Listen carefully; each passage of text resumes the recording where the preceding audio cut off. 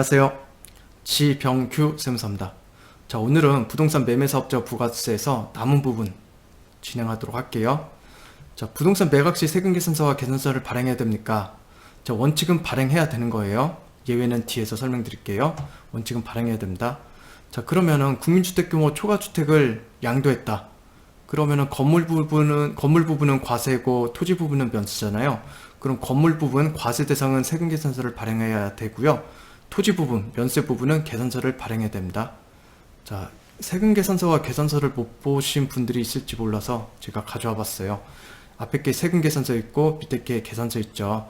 세금 계산서는 공급가액과 세액이 별도로 작성을 하셔야 돼요.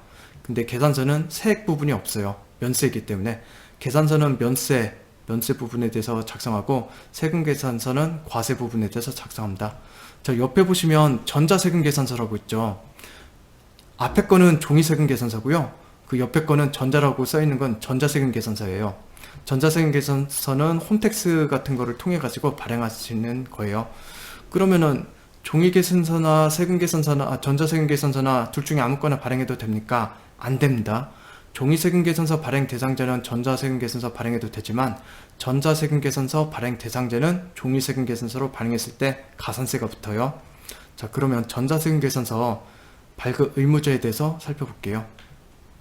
전자세금 계산서 발급 의무 대상자는 모든 법인사업자는 종이세금 계산서 발행하면 안 되고요. 전자세금 계산서를 발행하셔야 됩니다.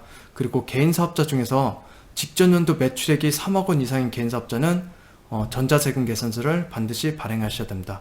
자, 계산서도 똑같아요. 계산서도 의무 발급 대상자가 전자세금 계산서 발급 의무 대상자와 동일합니다. 자, 그러면 예외 조항 볼게요. 법인세법이나 소득세법 보시면은 이렇게 규정돼 있어요. 계산서의 작성 발급. 여기서 계산서라고 돼 있죠. 세금 계산서는 여기에 적용되지 않아요. 계산서, 면세 대상에 대해서 발행하는 계산서에 대해서만 언급한 거예요. 계산서의 작성 발급. 부동산을 매각하는 경우 등 계산서 등을 발급하는 것이 적당하지 아니하다고 인정되어 대통령령으로 정하는 경우에는 계산서의 작성 발급을 하지 않아도 된다고 돼 있어요. 그럼 대통령령에는 토지 및 건축물 등을 공급하는 경우를 말한다고 돼 있어요. 결국 토지 및 건축물을 공급했을 때 계산서를 발급하지 아니하도 된다는 거예요. 그럼 우리가 국민주택 규모 이하주택 있죠. 국민주택 규모 이하주택. 그런 것들은 토지나 건물에 대해서 다 면세죠. 토지와 건물에 대해서 면세요. 그럼 걔네들은 계산서를 작성하지 않아도 된다는 거예요. 근데 국민주택 규모 초과주택에 대해서는 건물 부분은 과세기 때문에 세금 계산서를 발행해야 되는 거고요. 세금 계산서는 무조건 발행하셔야 돼요. 근데 토지 부분에 대해서는 토지 부분은 면세기 때문에 계산서를 작성해야 되는데 이 조항 때문에 계산서를 작성하지 않아도 된다는 거예요. 자, 그러면 뭐는 작성하고 뭐는 작성하지 않고 헷갈리시죠? 그래서 이렇게 정리하면 좋을 것 같아요. 국민주택 규모 이하주택은 아무것도 작성한다. 내가 신경 쓰지 않아도 된다 라고 보시면 되고요. 국민주택 규모 초과주택은 다 작성한다고 생각하세요. 뭐는 작성하고 뭐는 작성하지 않는다고 하면 헷갈리니까 여기에서 작성하지 않아도 된다겠지 작성하지 말라고는 되어 있는 건 아니에요. 작성해도 돼요. 그렇기 때문에 국민주택 규모 초과주택은 세금 계산서하고 계산서를 발행해야 되는 거고 국민주택 규모 이하주택은 아무것도 발행하지 않는다 라고 알고 계시는 게 편하실 것 같아요. 자, 최근 나온 판례가 하나 있어서 소개시켜 드릴게요. 자, 부동산 매매업자인데 부동산 매매업자가 토지에 대한 분양권을 사서 이걸 이제 제3자한테 팔았어요. 근데 팔 때 보면 토지에 대한 분양권이기 때문에 면세다. 면세는 계산서를 작성하지 않아도 된다고 알고 계셨나 봐요. 그래서 요게 소송이 간 거죠. 근데 판례에서는 분양권의 양도는 토지 및 건축물을 공급하는 경우에 해당하지 않기 때문에 계산서를 발행해야 된다고 판례가 나왔어요. 그래서 부동산 매매하시는 여러분들 중에 그 분양권 지급하시는 분들은 그게 혹시라도 면세에 해당한다 할지라도 계산서를 반드시 작성하셔야 됩니다. 자, 주의하셔야 되고요. 자, 이번에는 주택임대사업에 사용했던 국민주택 규모 초과주택 양도할 때 이게 부가가치세가 과세가 되는지 안 되는지에 대해서 살펴보도록 할게요. 자, 먼저 부가가치세법 한번 법을 하나 살펴보도록 할게요. 제 14조 보면 부수 재화 및 부수 용액의 공급이라고 되어 있고요.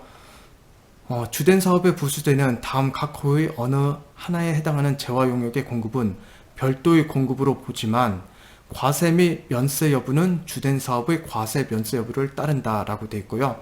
각 호가 주된 사업과 관련해서 우연히 또는 일시적으로 공급되는 재화 용역이거든요. 이 말은 주된 사업이 면세면은 부수 재화가 과세든 면세든지 상관없이 이거는 면세로 적용한다는 거예요. 다시 말씀드릴게요. 주된 사업이 면세면 부수 재화가 과세인지 면세인지 상관없이 주된 사업에 따라서 면세를 적용한다는 거예요. 자, 요거를 국민주택 규모 초과주택에 대해서 한번 적용해 볼게요. 자, 국민주택 규모 초과주택을 내가 사가지고 임대를 줬어요. 얘를 임대를 줬어요. 그 임대가 임대가 주된 사업으로 본다고 하면은 주택임대는 면세거든요. 면세예요. 주택임대는 면적과 상관없이 면세예요. 자, 주택임대 사용하다가 면세 사용하다가 얘를 팔게 됐어요. 파는 거는 일시적으로 공급되는 재화거든요. 일시적으로 공급되는 재화면 부수재화를 볼 수 있는 거예요. 그럼 이 부수재화 걔 단독만 봤을 때는 건물분에 대해서는 과세기 때문에 얘에 대해서는 부가가치가 붙는 게 맞아요. 하지만 주된 사업에 관련된 부수재화는 과세 면세 여부를 따질 때 주된 사업에 따라요. 그래서 주된 사업이 면세면은 부수재화가 과세 여부에 상관없이 주된 사업에 따라서 면세를 적용받게 되네요. 그럼 이 말은 국민주택 규모 초과주택을 임대해서 나중에 팔게 됐을 때는 건물 부분에서 과세를 적용받는 게 아니고 면세를 적용받는다는 거거든요. 자, 해석 볼게요. 사업용 고정자산인 국민주택 규모 초과주택을 양도하는 경우 당해주택의 양도에 대해서는 부가가치가 과세되는 것이 맞으나 주택 임대업에 사용하던 중 양도하는 경우에는 주택 임대에 해당되어 부가가치세 면세 대상에 해당된다라고 봤어요. 따라서 국민주택 규모 초과주택을 임대하고서 나중에 팔 때 걔는 다 면세가 적용되는 게 맞습니다. 근데 여기서 중요한 거는 주택을 임대 주는 걸 주된 사업으로 봐야 되는데 그럼 어느 기간 동안 임대를 줬을 때 얘를 주된 사업으로 볼 것이냐 라는 게 문제가 되겠죠. 자, 아직까지 그거에 대한 해석은 없어요.